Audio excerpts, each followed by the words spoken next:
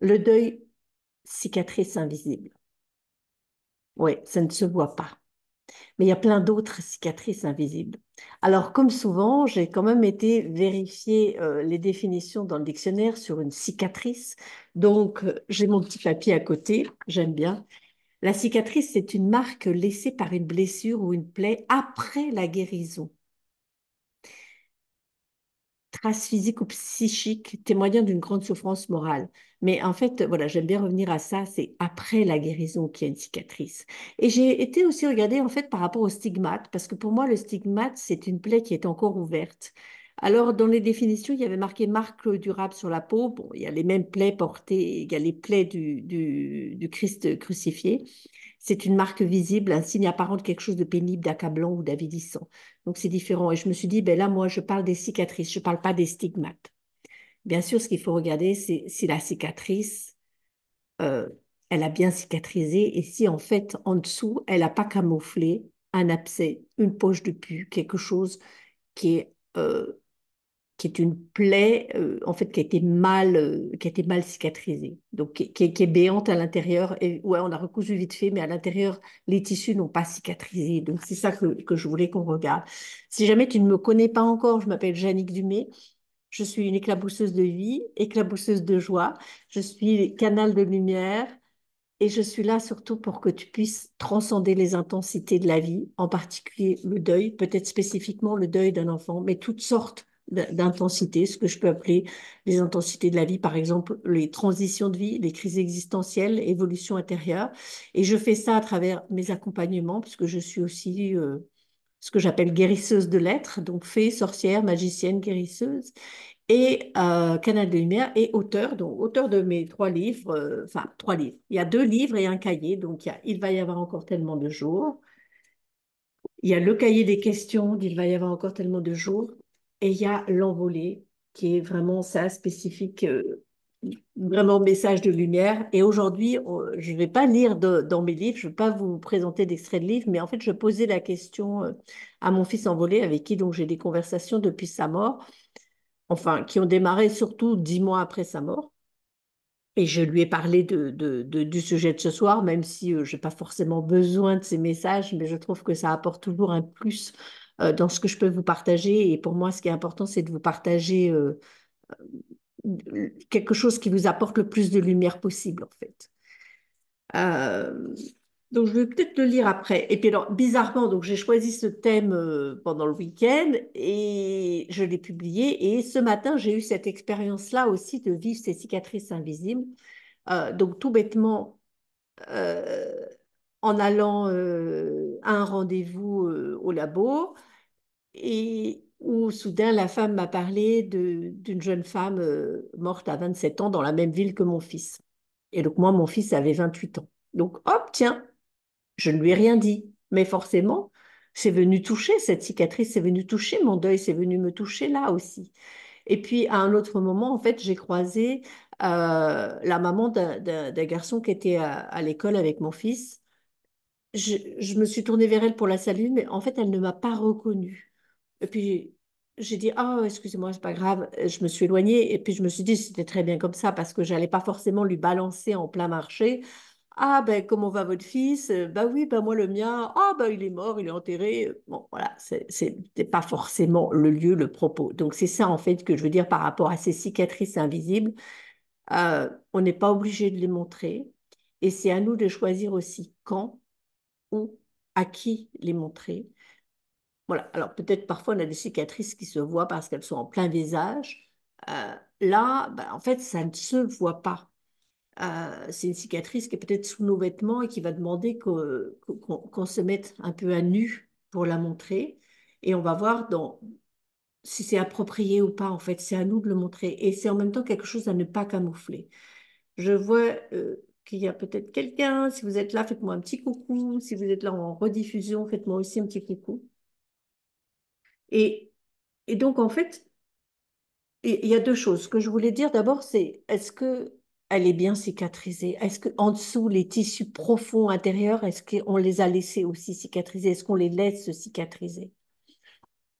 Parce que j'ai vu aussi beaucoup de personnes, et ça, j'ai déjà partagé dessus, où finalement, euh, il y a que la peau qui a été suturée, on va dire, le dessus, la surface, euh, qui a été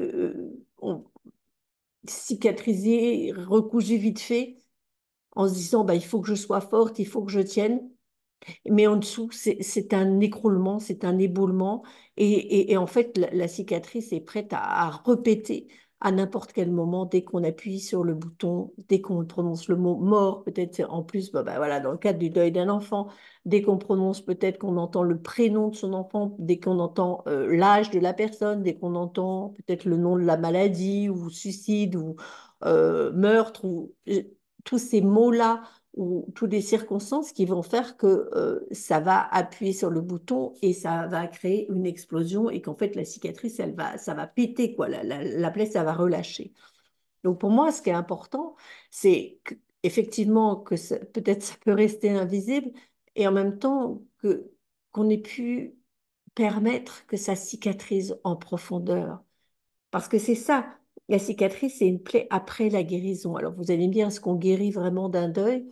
Est-ce qu'on guérit vraiment du deuil d'un enfant? Je ne sais pas, c'est propre à chacun, on a chacun nos chemins.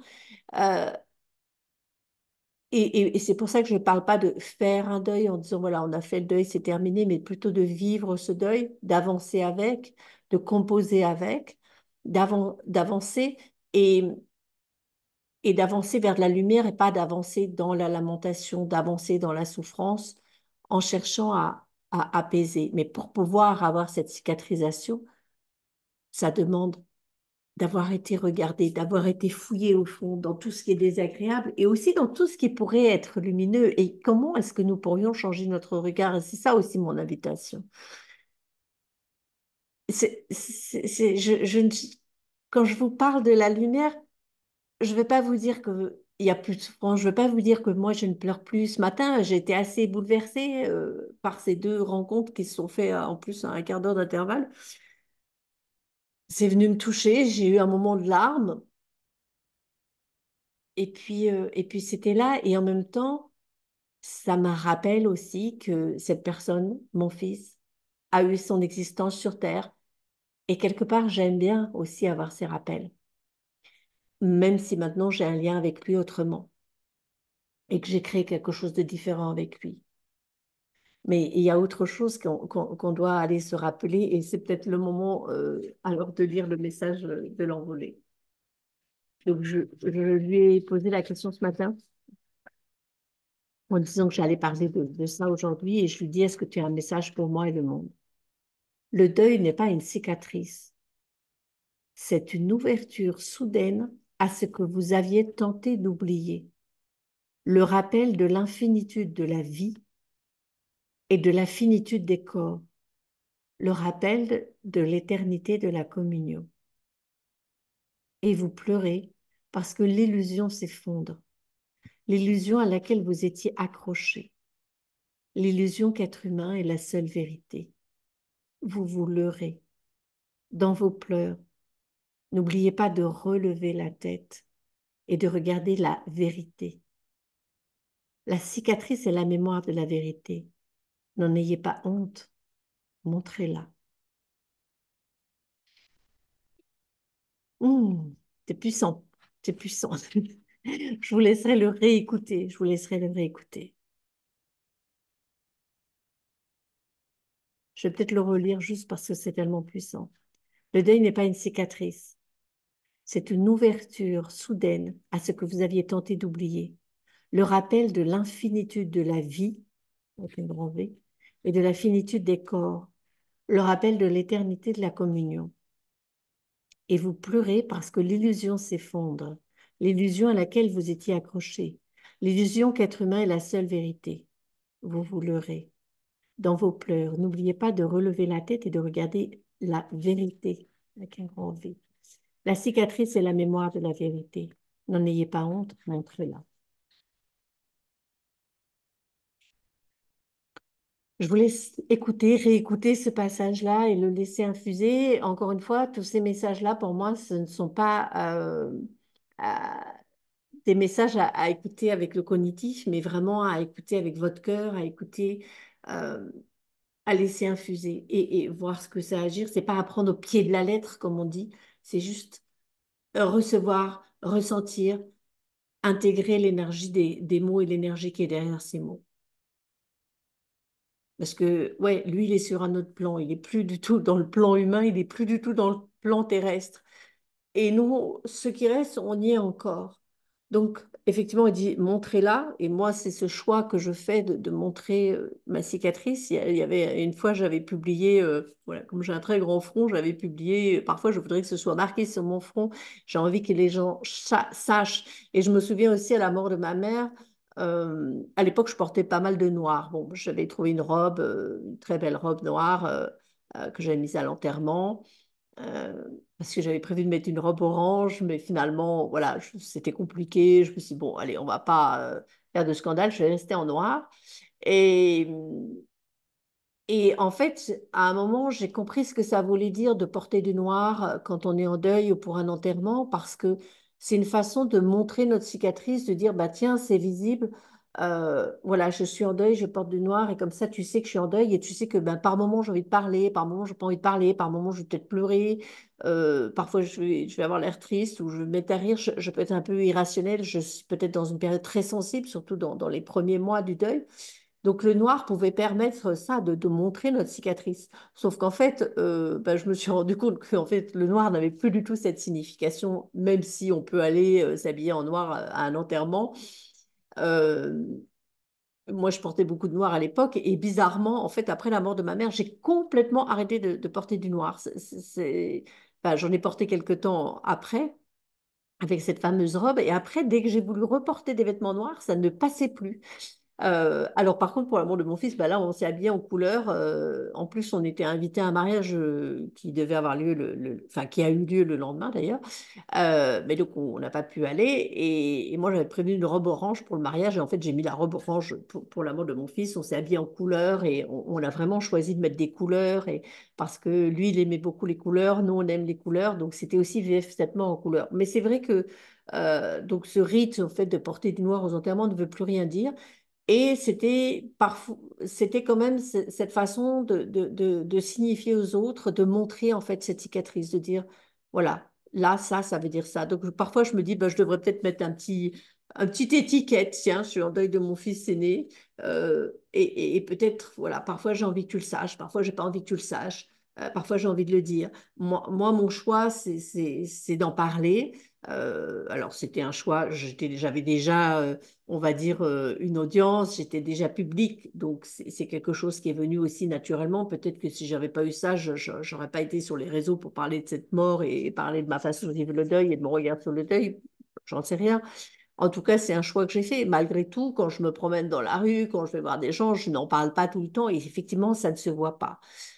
Euh, et c'est très bien comme ça, parce que c'est vraiment un choix après de nous, de savoir si on en parle ou pas. Savoir si c'est approprié aussi. Et peut-être, en fait, peut-être qu'on va pas le savoir cognitivement, mais on va le sentir. Et il y a des moments, peut-être qu'avec des gens qu'on connaît, des gens qui savent, mais qui osent pas trop en parler, ben, on va rien dire. Et peut-être qu'avec des inconnus, ça va être beaucoup plus simple et beaucoup plus facile d'en parler. Ça, c'est quelque chose que je partage dans mon livre. Il va y avoir encore tellement de jours. Il y a un moment où je parle quand même des autres et où voilà, je rencontre une femme que je connais, puis en fait, elle me dit juste un ça va comme ça et elle va pas plus loin et finalement je ne réponds pas, je dis rien, je dis oui ça va et je ne parle pas de la mort de mon fils. Et puis après je vais chez la fleuriste et en fait euh, ça se fait tout seul et je lui dis que mon fils est mort et il y a un échange et il y a quelque chose qui passe à ce moment-là. Donc en fait, c'est à ressentir quand c'est le moment pour nous et puis les personnes qui sont aussi en capacité de le recevoir. Et ça, c'est peut-être euh, affiner nos perceptions. Donc aussi bien affiner nos perceptions pour capter les messages de l'invisible, mais aussi pour capter, en fait, avoir conscience de, tu sais, quand tu dis, mais là, je le sens, là, je le sens que je peux parler, là.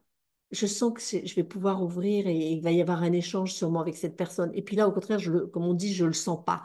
Donc, c'est arriver à affiner ça. Je vois qu'il y a du monde en direct. Si vous voulez me faire un petit coucou, me mettre vos commentaires, ce que vous avez vécu à ce moment-là, vous pouvez aussi m'en parler. Et, et donc, Voilà, donc c'est trouver les lieux, les espaces où ça peut se faire. Et puis en même temps, moi, j'ai pas peur que ça tombe aussi comme un cheveu sur la soupe. Et j'ai pas peur que ce soit peut-être inconvenant ou que ça dérange.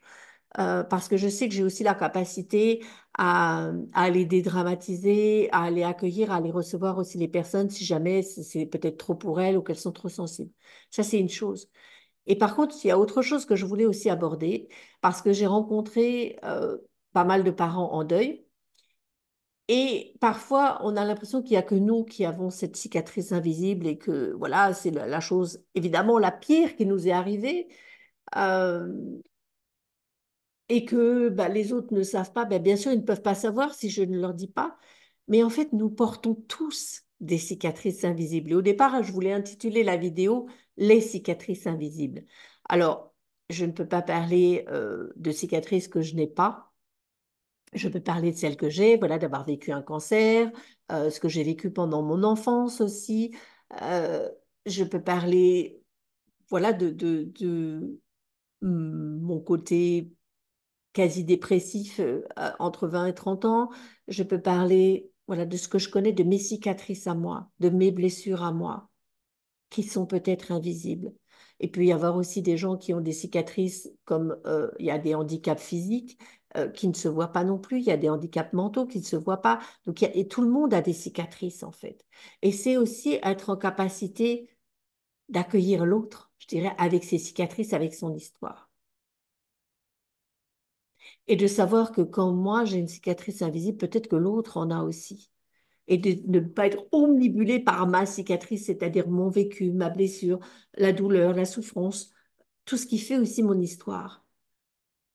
Et être capable de vivre avec cette cicatrice. Alors là, quand je parle maintenant, je parle vraiment quand ma cicatrice, je peux la regarder, je peux la toucher. Je suis en train de regarder, bon, j'ai des petites cicatrices sur les bras. Euh, je peux la toucher, je me souviens. Parfois, ça peut me faire pleurer, mais ça ne me fait pas effondrer. Donc, je ne parle pas des cicatrices où à l'intérieur, c'est vraiment pas du tout cicatrisé. Là, pour moi, il y a un travail de fond à aller faire. Et ça, par exemple, c'est ce que je propose dans mon programme Les 7 espaces du deuil.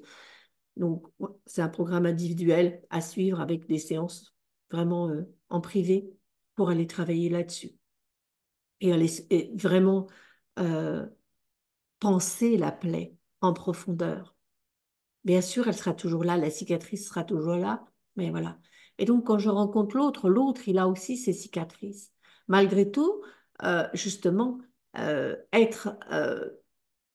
avoir une cicatrice, c'est pas comme un stigmate. C'est-à-dire, moi, je me dis, ben, j'ai envie que l'autre sache un peu, mais j'ai pas non plus envie qu'il me stigmatise. C'est-à-dire, euh, d'être réduite à cette cicatrice.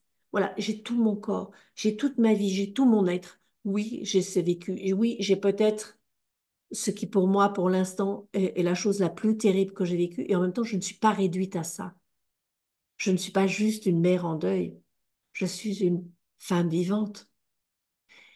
Avant que cet événement arrive dans ma vie, j'avais plein de choses qui me plaisaient. Peut-être que maintenant, depuis, les choses ont changé ou pas. Mais je suis aussi cet être qui a une sensibilité. Je ne suis pas réduite à mon histoire, en fait, et à toutes mes cicatrices. Oui, ces cicatrices et mon histoire et tous ces vécus qui ont peut-être été douloureux, enfin, en tout cas plus ou moins intenses et plus ou moins douloureux, font que j'en suis là aujourd'hui. Mais nous ne sommes pas réduits à notre histoire, nous ne sommes pas réduits, malgré notre résilience à ça. Il y a plein d'autres choses. Et peut-être c'est ça la résilience, c'est d'avancer et de se sentir un être complet au-delà des cicatrices. Parce que si je regarde mon corps, je vais regarder mon corps, je ne vais pas regarder, ah tiens, il y a la cicatrice là, il y a la cicatrice là, il y a la cicatrice là, et te raconter mon histoire. Il n'y a pas que ça.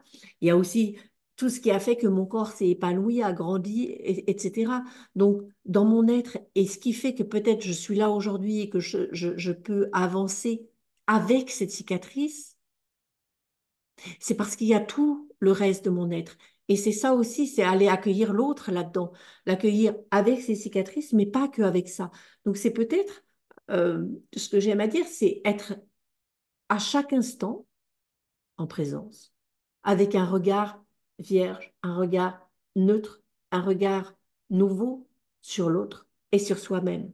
C'est-à-dire chaque jour me dire, peu importe ce que j'ai vécu, Oui, ces cicatrices, elles sont là. Oui, ce deuil, il est là. Oui, peut-être que quand j'entends parler d'un jeune homme qui est mort à 28 ans ou quelqu'un, voilà, qui est mort d'un cancer, ça me rappelle mon vécu. Malgré tout, je ne suis pas réduite à ça. Et aujourd'hui, qu'est-ce que je peux vivre de nouveau? Qu'est-ce que je peux vivre avec toutes mes capacités? Nous ne sommes pas réduits à nos cicatrices, peu importe leur importance. Et peu importe qu'elles soient visibles ou invisibles. Voilà. Bon, je vais un peu plus loin, mais c'est pour montrer que parfois on se dit, ouais, c'est mon truc, c'est invisible, les gens ils peuvent pas savoir, ils veulent pas savoir. Bon, à toi de le dire ou pas, si c'est approprié et si ça t'aide. Et peut-être que quand tu en parles, c'est une invitation aux autres à en parler. Moi, je le vois bien là, comme j'étais sur un salon bien-être la semaine dernière, dimanche dernier. Bon, voilà, je suis exposante, je propose mes livres, mes accompagnements, et forcément, les gens viennent me raconter leur histoire qu'ils n'auraient pas racontée autrement, peut-être, mais parce que je donne cette ouverture et que, en fait, ils me voient aussi rayonnante. Oui, il y a des, je parle, je leur dis, ben voilà, moi, je parle de la mort, du deuil, et en même temps, j'ai un grand sourire, et donc ils se sentent en, en sécurité aussi pour parler de leur cicatrice, de ce deuil, de ce qu'ils vivent.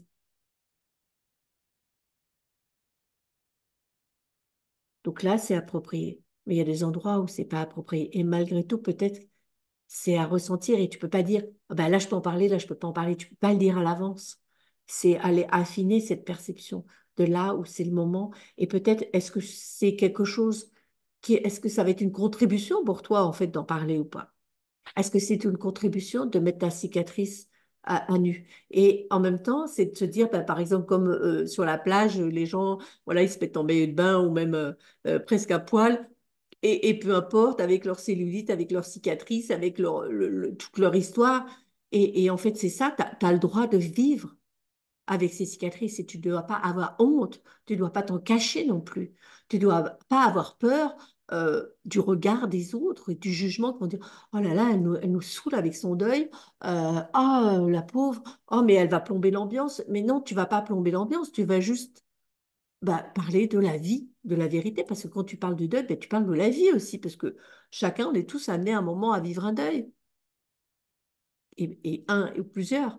Donc c'est ça en fait. C'est pas avoir peur non plus de quand tu rends ta cicatrice visible, n'aie pas peur de plomber l'ambiance. Mais choisis peut-être à partir de quel espace tu le fais. Pas dans un espace de jérémiade, pas dans un espace de victime, mais peut-être dans un espace où là j'ai vraiment envie de partager. C'est vraiment important pour moi de partager. Ou peut-être là dans un espace où J'ai, j'ai vraiment envie de recevoir. J'ai vraiment envie d'être pris dans les bras. Ou juste dans un espace, ben tiens, j'ai envie de recevoir, j'ai envie de partager parce que en fait, c'est ça que je vis. Et même, voilà, quand j'ai ce grand sourire, ben, j'ai aussi ce vécu-là. Donc, tu vois, moi aussi, il y a ça. Et toi, est-ce que tu as peut-être des cicatrices invisibles? Donc, c'est vraiment être dans cet espace d'empathie, cet espace euh, juste d'accueil, en fait, d'accueillir. Et c'est accueillir, s'accueillir soi-même aussi avec nos cicatrices, accueillir les autres avec leurs cicatrices. Et à partir de cet espace-là, oui, on peut en parler, mais sans être omnibulé par ça et sans se réduire à ça. J'espère que ça vous parle. Si vous avez des commentaires, si peut-être vous pouvez partager ce que vous vivez ou comment vous le vivez par rapport à ça, je serais heureuse de vous y répondre, même en différé. Et puis ce que je voulais dire aussi, cette cicatrice invisible, c'est peut-être à nous-mêmes, parfois on veut se la rendre invisible, on veut dire, et donc on va la camoufler. Ben, je sais pas, par exemple, quand on a une cicatrice au bras, on va mettre que des manches longues, ou si on a une cicatrice dans le décolleté, ben, la journée, voilà, on va mettre que des cols roulés pour pas qu'on le voit. Et en fait, bah non, non, c'est OK, même si tu as une balafre ici, tu as le droit de te mettre en décolleté, c'est OK, quoi. Et si tu as une balafre au visage, tu as le droit d'aller dans la rue aussi. Donc, c'est pas s'en cacher. Et c'est pas se le cacher à soi-même non plus. C'est pas faire semblant que ça n'a jamais existé. Et parce qu'en fait, quand on se le cache, on a l'impression ça nous aide à être plus fort, mais en fait, non. C'est juste de la force. Mais c'est pas de la puissance. Tu vois, la force, elle est dans la lutte, alors qu'en fait, la puissance, c'est beaucoup plus puissant. J'ai pas assez de mots pour dire ça. Mais c'est ça, en fait. Donc, c'est accepter aussi de rendre parfois notre cicatrice visible. C'est accepter d'être vulnérable. Et c'est pas pour se rendre intéressant non plus.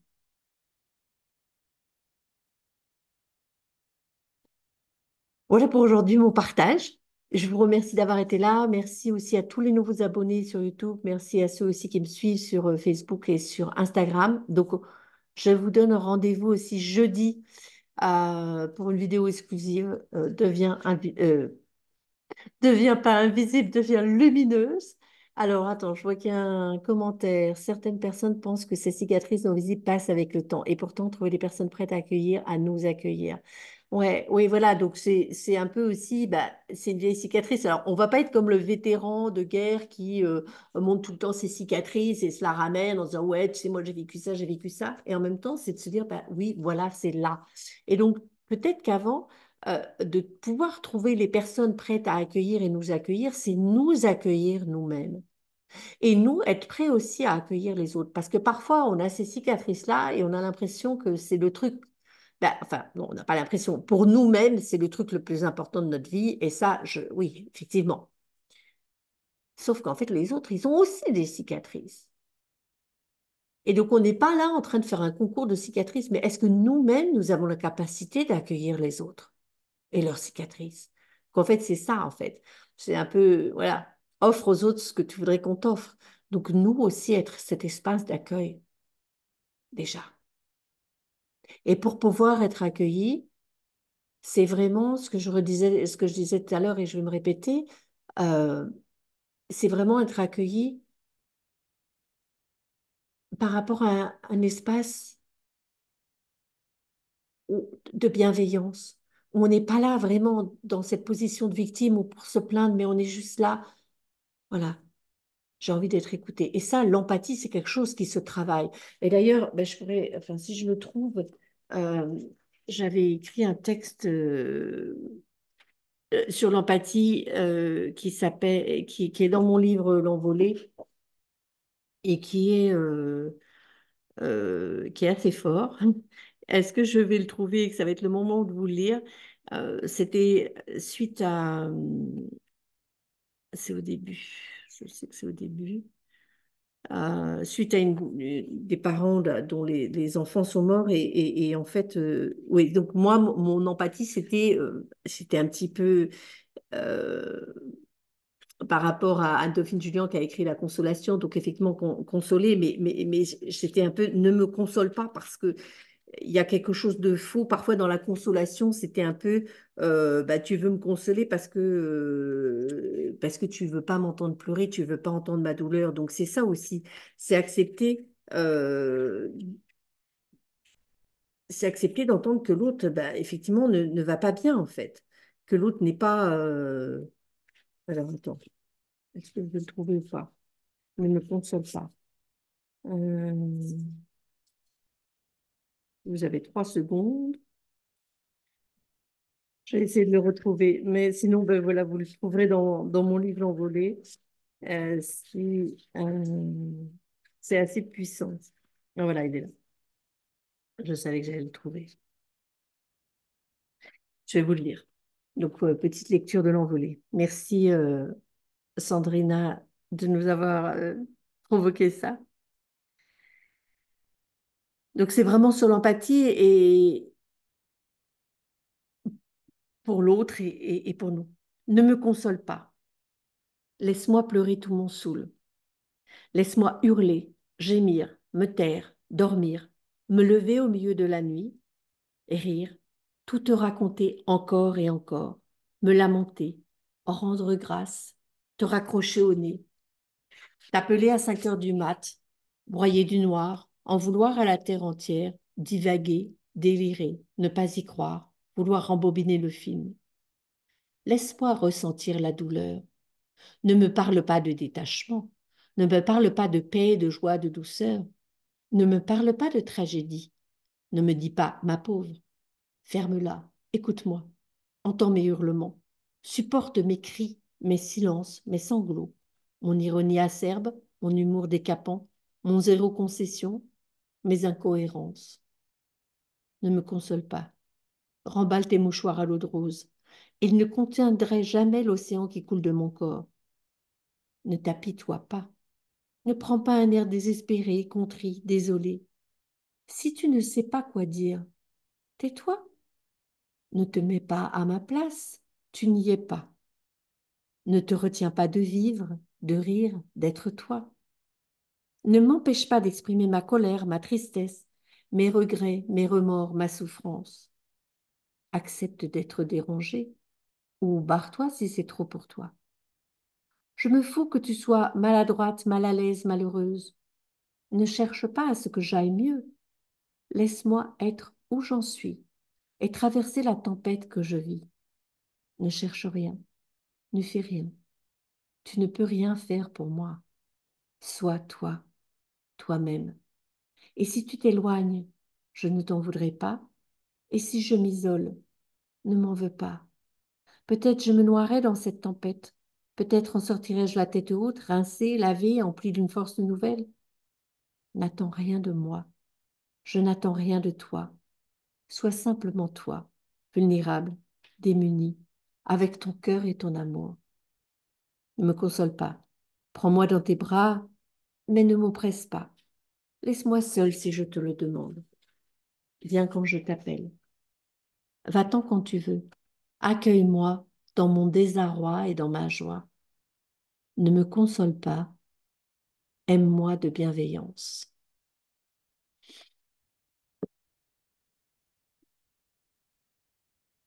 À lire et à relire. Ne me console pas. Aime-moi de bienveillance.